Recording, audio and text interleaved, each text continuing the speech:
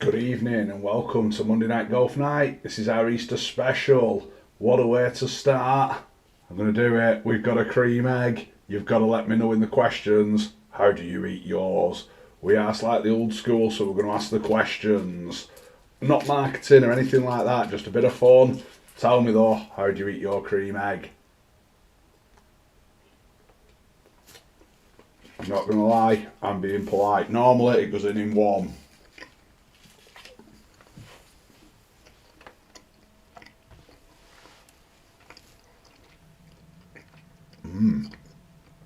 As always, please drop your questions in the chat and please keep them golf related. We've got a jam-packed show tonight.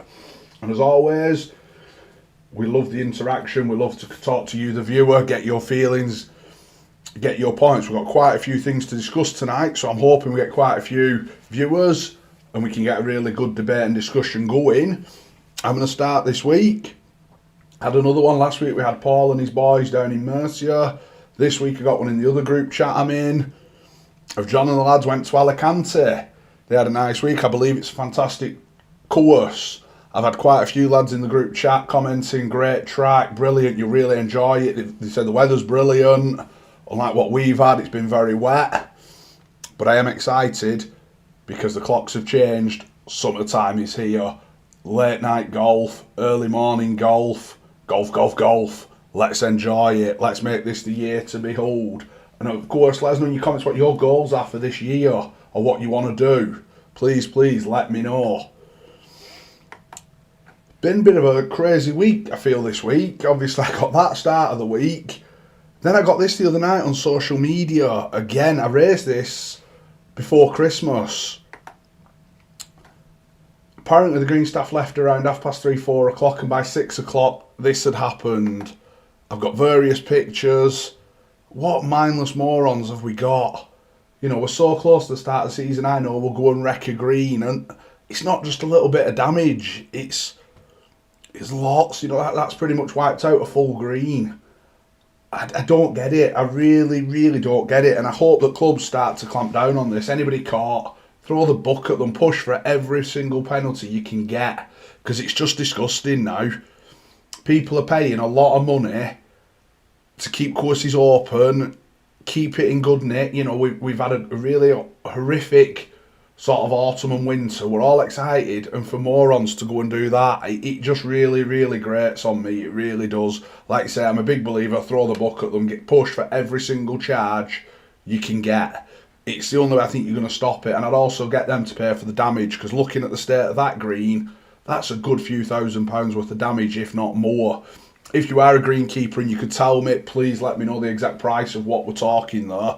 But to me, I don't get it at all. It's absolutely ludicrous, and I keep seeing more and more of this. And I hope as the season goes on, I really do hope I see less. And like you say, I hope people respect.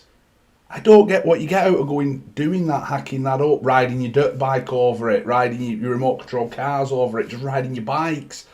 I don't get the buzz. I don't get the attraction. I really don't get it at all. Because I get back in the day, you know, you do things because you wanted a reaction, you wanted to chase, but I don't get what reaction you get with that because nobody's around. You know, I've been members of club. You know, they're doing it through the night. Nobody's out. So what? It's just mindless, moronic stupidity. Really, it really does make me question society and what is coming through these days. It really does. Let me know your thoughts, please, on what you think about it. I absolutely think it's absolutely, you know, disgusting. Oh no, Pookie Butterpants lover, you're back again. You seem to be a weekly occurrence. Hello, Simon. Amy Lou, bite at the top, give the inside a quick lick, then demolish and look like I'm chewing a giant golf ball, but not cream egg. A caramel one. Ooh, I must admit I've been eating some of the Oreo ones and they are very nice, I'm not going to lie. Obviously, I'm being polite tonight. Normally, I do just kick it in. You know, just throw it in, get it done. So that really irked me last week when I saw the vandalism. Just, like I said, throw the book at them, let's get it dealt with. Then the next one's come up. Now, the World Golf Handicap system, I've talked about this in the past, and idiocracy seems to be prevailing in golf at the minute. New rules have come in effect from today. Please, please, please, I'd say if you're anything above a 10 handicapper, go and read them, read the updates. There's been quite a few changes. I've already seen somebody's put on Twitter, I think he's an 18-19 handicap. He says he's lost a shot off the yellows already. To me, England golf, this World Golf handicapping system, I think it's people justifying a wage. It's not been done with any thought. It's not been done with any common sense. It's literally been people justifying a wage. I said this before. I'm going back to it. It's just ridiculous. You know, they've overcomplicated a system that didn't need overcomplicating to me. It could have been simplified so much easier. I don't get it. I really, really don't get it. And you're going to put people off the game because it's just moronic. It's no pattern. It's just ludicrous, basically. You can go to one course and you're this, you go to another course, you're this. Surely your handicap should be your handicap. And I agree that, yes, certain courses are difficult than others. I've never disputed that. And yes, maybe they should, but this whole, you can play this, you're going to be this, you can do this, you're not. You know, there's lads shooting good scores going up. There's lads shooting good scores not coming down. It's just absolutely ludicrous. I just do not get it at all. Now, I read an article, I read this before Christmas and it's resurfaced this week on my feed, that low handicappers hate this World Golf system, they can't compete, they can't the other. And I don't disagree with that to an extent. I really don't. But this argument was that she were coming in regularly. It was a female golfer, nothing against female golfers, but it was an argument that her Stableford scores have regularly been 35, 36 points, and that's why she can't. And I'm thinking, well, even in the old system, you didn't win with that. You know, Stableford have always suited the higher handicappers or the mid handicappers, I'd say more, because they can have that one bad hole, forget about it, right, I can bounce back. Where in medal, it counts. Stableford has always suited, you know, so to hear that, I thought that's a bit petty. I'm more worried, especially for the lawmen, of the people who are abusing the system is my big concern, and I'm aware of several so-called low handicappers who are doing that, and I don't like it. That irks me more than a high handicapper having a day out. Yes, there's always going to be that, they should be lower, they should be this, they should be that, but sometimes you've just got to accept the other person played better. It happens in golf. You know, otherwise Tiger Woods he'd have won probably 28 majors, maybe more. Scotty Scheffler at the minute's playing brilliant, he'd have won a lot. That's golf. It happens, accept it, concentrate on your own game. But the bit that's irking me is I keep seeing these lads who are supposedly +1, +2 handicappers, they're playing in these tournaments, then you check the scores. They're not playing to 10 and 15 handicaps, so how are they +1, +2? Now, them lads, in the past, I never minded them lads. It didn't bother me because you knew a lad off +2 who's probably a 3, 4 isn't going to win. The ones that worry me, obviously, the 4, 5 handicappers that are off 10 and 11. They're the ones that are concerned that the committees need to get to grip with, and I think they still exist even on this new system. They still exist, and I think unless the handicap committees and England Golf actually take the initiative and say, right, we're looking at this now, you've had this score, certain comps it flags up, you know, they can stop that. But what's worrying me is there's a lot of young lads, 16-year-old, 17-year-old, +1, +2, getting in these big comps. They're not that handicap, it's cheating. I'm going to use it, I'm going to say it, it is. That irks me. I know there's a few lads local in the northwest who that I've messaged somebody going, I didn't know that lad were off that, and suddenly I get told the full story, and you're just like, what are they doing? You know, I'm a big believer you only cheat yourself. We all go out and have bad days. I can accept bad days. But I'm talking about the lads who are playing in all these competitions and they never break an 80. I'm not talking about lads who, you know, have a bad round. We all have a bad round. I know many great players, especially amateur level, go out, say, first round 78, next round they shoot a 64, 65. That happens, but these lads I'm talking are shooting 80, 81, 80, 85. Week on week, it doesn't happen if you're that level. I'm sorry, at that level you're a cut above, and I feel they need to get to grips with it. But these low handicappers whinging, a 2 handicapper whinging about shooting 35, 36 points, you know, you're shooting what, level 1 over net, not winning a comp. I'm sorry, you've just got to play better, step up, play better. It was, to me, a very poor article. It was in Golf Monthly, if you want to go and have a read. I think it was in November it was originally issued. Go and have a read, make your own opinions, let me know what you think. But to me, very weak, very poor argument that low handicap is when you're shooting them scores. You know, if you're shooting maybe 6, 7 under and getting beat, it's a different story. Totally agree to that. I have had that happen. I remember shooting a 2 under gross off 4, 66. I think I was tied 8th. That's where it gets depressing. But like I say, you've got to take it as the other people have had a day out. You've got to hold your hand up and say, do you know what, they've beat me. They've played better, especially when they're genuine lads. We've seen the videos with the Texas Scramble coming in with a 46 stuff. They need hammering. And I think this new World Golf Handicapping where they're putting it on the better ball, I think can help with that. I'm not going to say it solves it because I don't necessarily agree. And I've given the story before. I remember playing a 4-ball better ball a couple of years back now with a good friend of mine, Jay. He played out his skin that day, came in on 1 hole. If you look at our card, it's him. Should he be docked for that? Because I came in with a birdie on 9 that I think he either lost his ball or picked it up. So, you know, you've got to be realistic, I think. But that would help. That to me would be something that you could go towards having a look at this. The committee should look at, hang on, he scored on 17 of the holes. They've come in with 40, I think we had 47 points. He's had 44 of them. We need to factor that in. I'm not saying it should alter, it should be factored in. I know they've put limitations. It's got to be this many points. It's got to be that. I think if you're not careful, again, it's going to be open to abuse. I really do. And I can see lads, you hear out the stories. I can see guys in particular, I'll put this down, or you go down on that hole, but I'll go down on this hole, just to balance it so they still come in with a 58. You know, England Golf set the standard and lead from the top down. They should have all the data. It all gets submitted, it all gets uploaded, they've got all the facts. To me, they should be setting the bar. Then it's down to the club, then it's down to the players. To me, let's simplify the game. We don't need this complicated system that we've got. So like I say, if you want, go and have a good read, have a read upon it.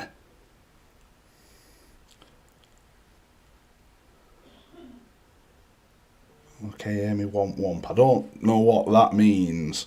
Normandy's young out that know better. It's such a shame. So much hard work goes into keeping the greens in perfect condition. It is. I'm seeing more and more of it, and it's just mindless idiocracy, this vandalism. But like you said, I don't want to get political or anything like that, but I feel law enforcement need to get a hold of this now. We need to get it sorted. Please let me know what your views are on the World Golf Handicapping. Let me know what your aims are for this season with your handicap, please. I know Paul has spoke to me, one of our loyal viewers. Paul spoke to me, he's looking to get to 18. He's currently 30, he wants to get to 18. He says he's going to come speak to me for some help. I'll help as much as I can. Now, I've got to clarify, I'm not a professional. Alright, I can only give so much advice. If I can do anything to help you, please let me know. I will ultimately do my best. Let's grow the game in the right way. Right, moving on. And like I say, we had a jam-packed week this week. The DP World Tour is what I'm going to start with this week. The Indian Hero Open, or the Hero Indian Open, is an event I absolutely love. I remember watching it years ago and I saw the course, and at first I was like, and the more I've watched it, the more the course has grown on me. And I think if you're down in India and you get a chance to go and play that course, I'd strongly recommend it. It looks such a great course. So many quirky holes, so much feature. I think it's one of the best stops on the European Tour. It's one that I actually look forward to. It's got so much quirk to it. The last hole, I think, was a 649-yard par 5. It was on Saturday, I saw it, and somebody hit 3-wood and ran out of fairway, but then you've got a big shot over water, or you play down to another island fairway to play. It's just got so many quirky holes. 17 is a short par 4, big uphill to the green. You've got like a wedge, but you can just about see top of the flag. It just looks like it's got so much feature, so much thought goes into it, and it's not, like I said, it's not necessarily a long course, although it's got some long holes. They play downhill, they play different, they play dog legs, so actually it's not that long of a course, but it's got a lot of thought. I really like it. It's really grown on me, and I'm going to get into the winner and that in a minute, because they're doing some absolute brilliant stuff gone on. But Keith Pelly finally has left the DP World Tour. Now, to me, he's been rewarded there for a massive failure. I don't know how these people get in these jobs. I really don't. It makes you wonder if failure is the way to be. He'll argue, obviously, he's took the tour, he's brought in the money, he's brought in the sponsorship, but at what cost is always what I go back to. You know, I grew up, it was always the European Tour, And it always had its stalwarts, you know, think of Sevi, Faldo, Langer, Woosnam, Sandy Lyle, VJ Singh was on there, Brooks Koepka was on there. You know, you think of all these players, you know, when they were at the European Tour, it became the DP World Tour, and somewhere to me it's lost it. He has sold out to the PGA Tour. The PGA Tour obviously are in their mess. To me, how this bloke's got this golden handshake with this Canadian, I do not know. I really do feel like I should maybe mess up in my job and I'll get a quick promotion or I'll get a big payout. It's just absolutely mind-boggling how it works. It really does. Getting back though to the golf, Keita Nakajima, dominant. He really did play a phenomenal golf. Finished at -17. He actually shot one over in the final round from Johannes Veerman, who was second at -13. But Nakajima's somebody I've heard of a few times now. He was #1 amateur for 80 weeks. That's no mug. This lad can play.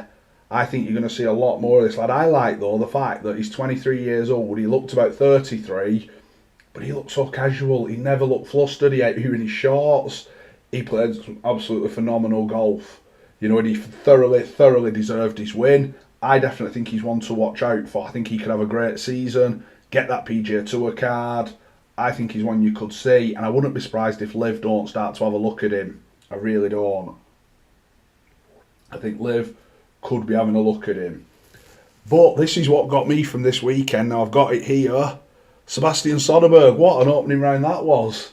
I saw that on Thursday and I was just like, wow, I think I had 3 looks at it. It was absolutely brilliant. 6 birdies, a moose, a birdie, 4 under, bogey, birdie, another moose, birdie for a 1 under. You know, you just can't write them kind of things. Absolutely brilliant. He ended up finishing tied second in the end. You know, but 2 mooses on the card. And for those of you who don't know, moose is an 8, as you can see. He even had a solo bogey. Wow, you know, it was just brilliant. A casual 71, as somebody tweeted. Then I come to Epsom Kofstead. This is what I would call resilience. Now, this is Epsom's opening round. 81, 1 birdie, load of bogeys. He had a moose, he had a 7, he had a right mixed bag, +9. You're thinking, you know, you're rocking up Friday to make the numbers, get your flight, get home.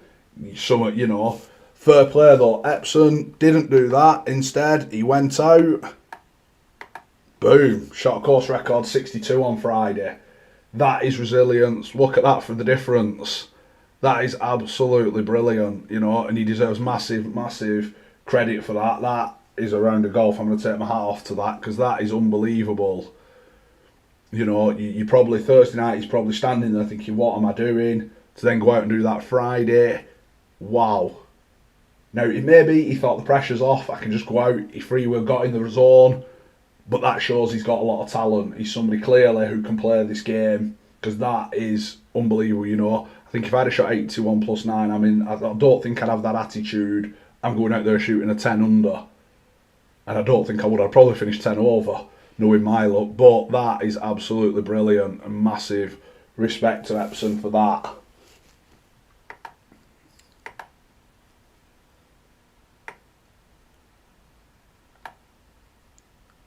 Keep it lemon. Bunks VR, not sure who you are, but can we keep this appropriate, please? True, I mean, I actually would like to go and play that. If I ever visit India one day, I think that might be on the bucket list. Can I go and get around? I don't know how much it is or anything like that, but it just looks such a great course. I would love to go and have a play on it. I really would. Obviously, guys, we're still running the giveaway. Now, to enter, you must be 18 years old. You must live in the mainland UK. All you need to do is comment Team Golf and make sure you subscribe to the channel. Okay, that is for your opportunity to join me in my team event at the end of May. More and more details are coming out on it. It's going to be a great day. If you want a chance to play in my team, like I said, make sure you comment Team Golf and you've subscribed to the YouTube channel. That's all we ask. Alright, so if you want to play with me, make sure please you follow that. Get in. Okay, we've got quite a few entries now. They are starting to build up. I'm going to announce it in a good few weeks, so you've still got time. It's a great day. We will hopefully be filming it, but again, if you don't want to be filmed, please just let me know. You don't have to be, alright? We do nothing on this channel that makes you uncomfortable. PGA Tour, I watched quite a bit of this just because, again, it's on at the night time, it's on at the right time. PGA Tour had the Texas Children's Houston Open. Now, the Houston Open for me always used to be Shell. It was always the Shell, it was always the week before the Masters, and they always used to speed the greens up to get players ready for Augusta. They also used to have a 5-year exemption. It was a big money event to get players there in the build-up to Augusta. Obviously, the PGA Tour have rescheduled things a little bit now, but it was still a great course. And I heard all weekend how it were close to Augusta, the way they tried to get the pine needles in, they tried to get the greens, they tried to create the runoff areas, and it was absolutely brilliant. I thought Scotty Scheffler was going for the three-peat. He fell just short second, but to go win, tied second is nothing. But Stephen Jaeger, as Joe Darman called him, the Jaeger bomb, won at 12 under. He's been around a while, Stephen. Great golfer. He's finally kicked on. He's finally got over the line. Well done. Massive congratulations. But Scotty Scheffler, I think he's becoming my pick for Augusta. I think he's going to be up there. I really do. He's just so awesome at the minute is the word I'm going to use. Everything on his game, he's firing. You just feel if he gets that putter going, he's going to be deadly. He's won at Augusta before, which of course always helps. But he's accurate off the tee. He's accurate with his irons. His short game's very good. His putting, maybe. But I just feel like if he has the week off now, comes back, I would fancy him for Augusta. I think he's going to take some beating. I really, really do. But moving on now to the LPGA Tour. It was the Ford Championship, and we had another player going for a three-peat. 3 wins in 3 starts. Nelly Corda. Anybody new to the game of golf, want to watch a swing, go and watch Nelly Corda. It's absolutely phenomenal. Like I say, she's now got 3 wins, finished at -20. She's just on such a roll. Absolutely unbelievable. And like I said, to me, probably the second best swing in golf. Adam Scott will always be my number 1. Nelly, though, now he's getting to a very, very close second.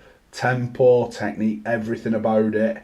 If you're new to the game or you're looking for some inspiration, go and have a watch of Nelly Corda on slow-mo. The swing is absolutely brilliant. It really is. And she's got all the game. She's not just a smooth swinger. She can putt, she can chip, her iron play, her drives.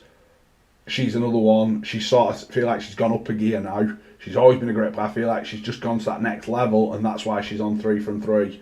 Absolutely brilliant. I didn't watch as much of it as I liked because it was coming up on the red button. I have obviously a young family trying to balance everything.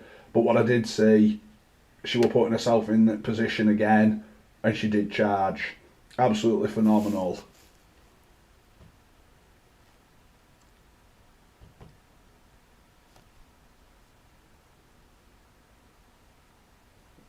Okay, Bunks VR, you're crossing the line. We're not having it. You're in a timeout. We're not going to tolerate that, okay? Who do you think will win the Masters? I think it is going to be Scotty Scheffler, Amy. I think I do. I think I said before I give my predictions, but at the minute, the way he's playing, he's just a machine. Nobody's going to I can't see players getting close to him. I really don't. Now, the Masters obviously brings in certain other players. You get your Liv lads, your Brooks Koepka, your DeChambeaus.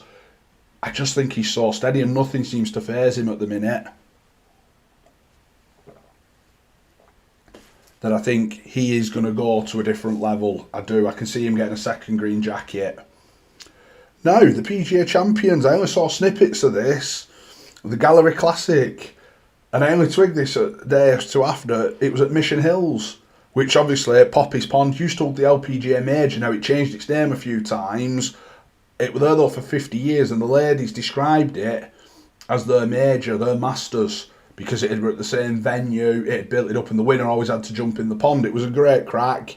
The LPGA though went in a different direction with sponsorship and stuff, moved it, but it was great to see the PGA Champions go there.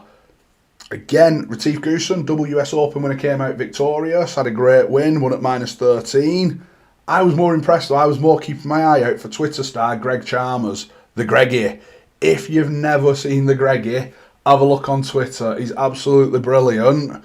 Finished tied ninth. He qualified on the Monday. He played phenomenal golf. He was actually really unlucky up the last. He hit a great shot, hit the flag. It came back down the green. If he doesn't hit the flag, I think he's stone dead. He probably secures. As it was, he held on for tied ninth, which gets him an invite into next week. But the Greggy, he's an absolute star on Twitter. Puts a lot of great stuff together.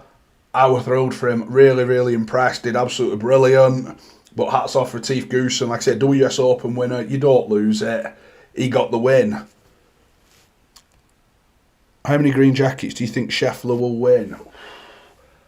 Good question, Jason. At the minute, I can't... I'd say he's on track for probably 4 or 5. Such is his game. Now, round Augusta, it's one of them courses where off the tee, he's pretty accurate, so I think that's safe. You don't necessarily fire at flags at Augusta. You fire to a spot and let the slopes and the undulations bring it down. I think that could help somebody like Scotty Scheffler, because you know you don't necessarily have to be on top of your game. You're not flag hunting. You sort of hit into spots, let it feed down. I think he's got some confidence with his putter. He's putting so much better. Yes, he threw in some mistakes, but I think, you know, he's played a lot of golf recently. Perhaps a bit of tiredness kicked in, because he did look a little leggy to me as he were finishing up. I caught him at the end, and he just looked a little bit forlorn, a bit like, you know, I'm in the mix again. I could do with. I think if he takes this week off, which I believe he is doing, Augusta the week after, I think he comes back refreshed. He's got momentum. I think this guy could go for a while. I really do. It'll be interesting to know. One thing I'm watching for is how many teaching pros now are trying to teach the Scotty Scheffler footwork. I am not going to try it before anybody asks me. I will probably end up with a ruptured ACL or a broken ankle or something. Not a chance of my trying that one. But I just think Scotty Scheffler, I think he will win quite a few majors. I wouldn't be surprised if he didn't get at least probably double digits. Is the golf he's playing now, and he's been playing it for 2 years or so. Alright, maybe he isn't getting the wins as much as you, but he's up there. And you do feel, like you say, when you read his stats, if you ever look at his stats, he's like tee to green, he's +2 on most people. Everything else is +1.5, +2.5. That's some doing. It's his putting. And like I say, he's put the new putter in. I think he could be the one to come through. I really do. Now, on the PGA Champions, this irks me a little bit. And I don't know whether you've seen it at home or not, but Chris DiMarco came out in an interview talking about Liv should have bought the PGA Champions and give them the money because they were deserving, and I didn't like it. I thought, no, we don't, you know, you're clearly playing for the money. Now, yes, I do believe the PGA Champions should have bigger purses. I think when you look at the field you've got multiple major winners, you've got multiple tour winners, you've got guys who have been loyal for years, you know, and they're playing for pittance compared to the PGA Tour. I do think some of that money should filter down. I think they deserve that bit of respect. But by the same score, where do you draw the line? You know, and to me, I think if you were to throw live money at it, is it going to improve the product? I don't think it is. I really don't, because I look at the fields on the PGA Tour and it's like the fields of yesteryear. You know, constantly you've got Steve Stricker, Padraig Harrington mixes, you know, Retief Goosen, Ernie Els. The list goes on and on and on. I mean, I could name probably 50 players just off the top of my head who are on the PGA that have won and been around a long time. I'm not talking lads who have been a flash in the pan, disappeared, came back. I'm talking lads who, you know, the names of yesteryear. I grew up 20 years ago hearing their names when they were on the main tours. They're now rocking up quite regular on the PGA Champions. So yes, I do think they deserve a bit more incentive. When I heard, like, when you look at the money they're winning, about 330,000, and the winner on the PGA Tour is getting like 1.6, I think there needs to be a bit of balance, because I think they've earned that level of respect.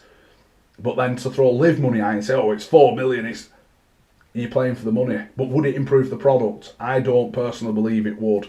I really don't. I think you know, you're then playing for the money. You're not playing for the love of the game. You're not playing for the enjoyment. You're literally playing for the money. You're selling yourself, and you know you've gone all these years without doing so much good for the game to then do that. To me, I think Chris DiMarco has crossed the line. Really do. Don't like it at all.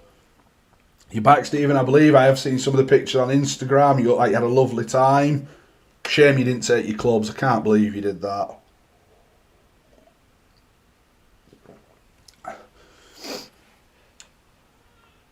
So I am going to finish my half a cream egg.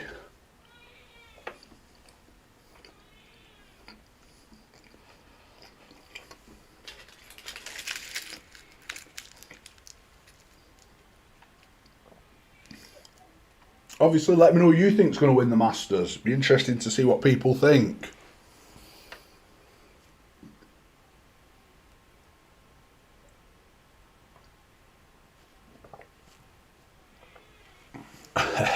Always the sign of a good holiday, that, Stephen, if you're too drunk to play golf.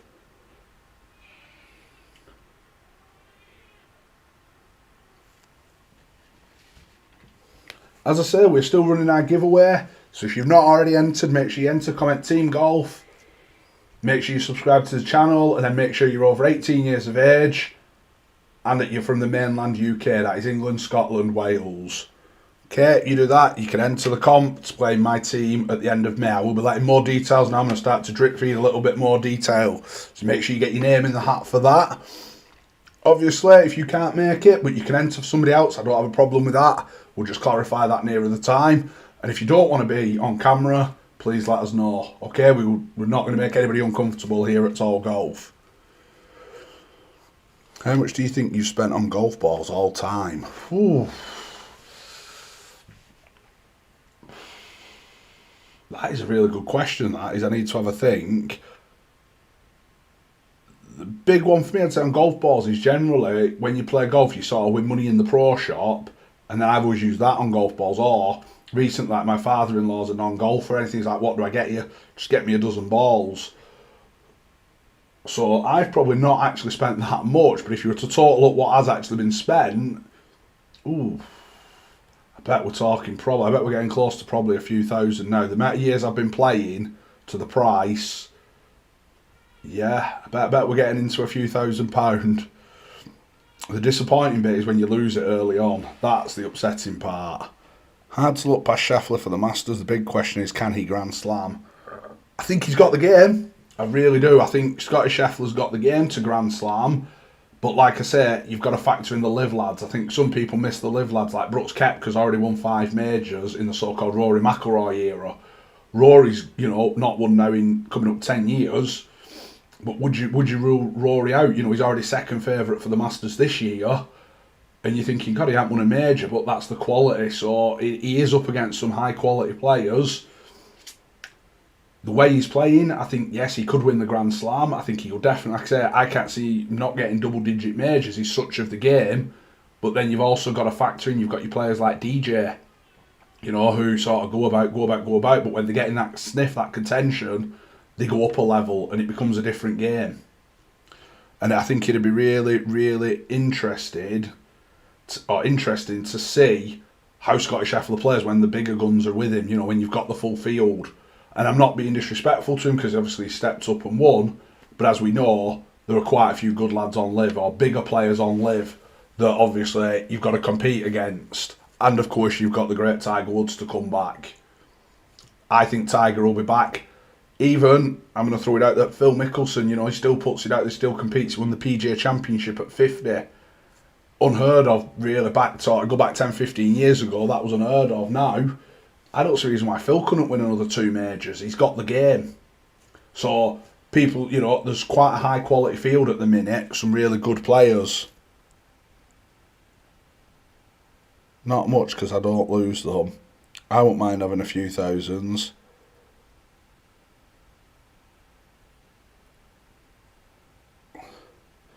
Stepford Red, I don't think he's realised yet, Ben. What's that? What have I not realised here? I feel like I'm missing something there. Not much, because I don't lose them. That's good, that, Stephen. There's nothing wrong with that. Keep hitting that 7-iron off the tee. You'll keep it in play, lad.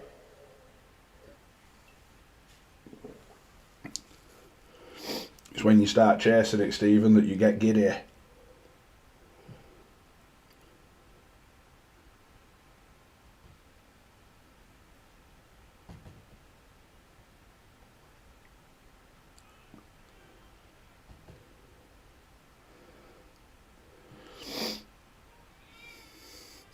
Okay, Ben, give you that one.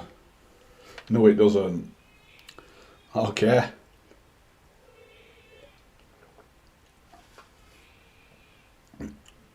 obviously Live Golf does return this week with Miami. They're at Trump, I think it's Trump Doral, which is a great course. Doral, or it was, it's been modified a bit recently, brought more of the water in. Used to be a great track. If the wind blew, it was extremely difficult. They've remodelled it, brought a lot more water in, so if the wind does blow, it's extremely difficult. I do look forward to watching that. I'll probably try and give some of that a watch to Live at the weekend. The PGA Tour is still in Texas for the second one. I'm not sure which one it is this week. I have seen it and it slipped my mind. So again, there's a lot more golf coming at you now, thick and fast. And of course, the Masters is coming. I am super, super excited for the Masters. I am debating, do I do a live show? Do I do a live commentary for one night on the Masters? I've not decided yet. I might get my green jacket or a green hoodie. Do I do it? Let me know what your thoughts are. Please, please let me know what your thoughts are, whether or not you think you'd like to listen to some different commentary maybe. You know, I'll get it on the telly so I can do my commentary. You can watch along. Let me know what your thoughts are on that, please. If people think they'd like to see my commentary at the Masters, let me know, please. Obviously, if there's demand, we'll do it. If there's not, I might look elsewhere.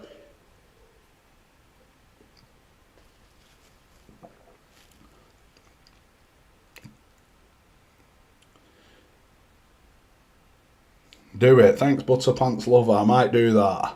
We've got one vote. Have we got any more? Have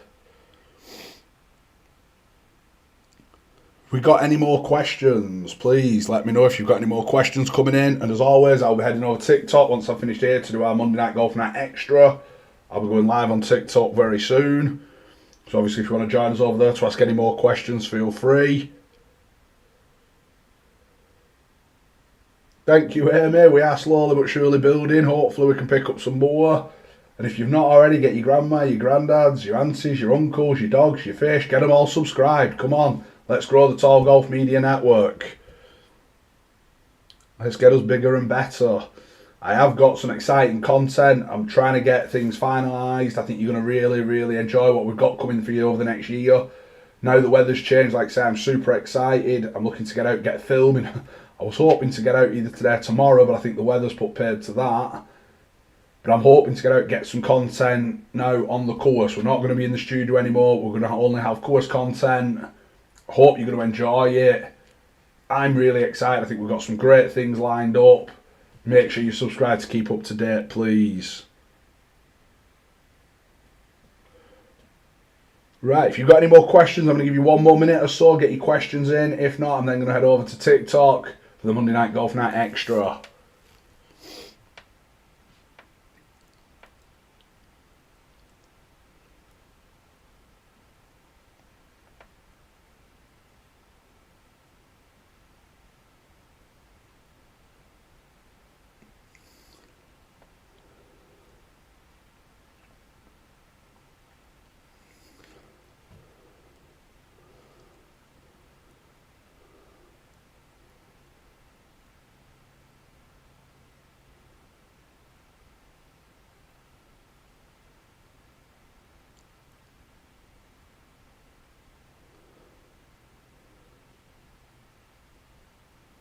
We're a golf channel, thank you.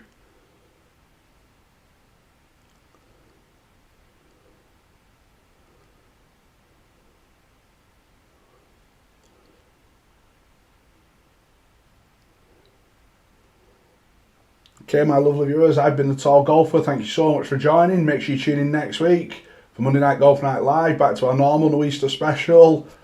Thank you and good night.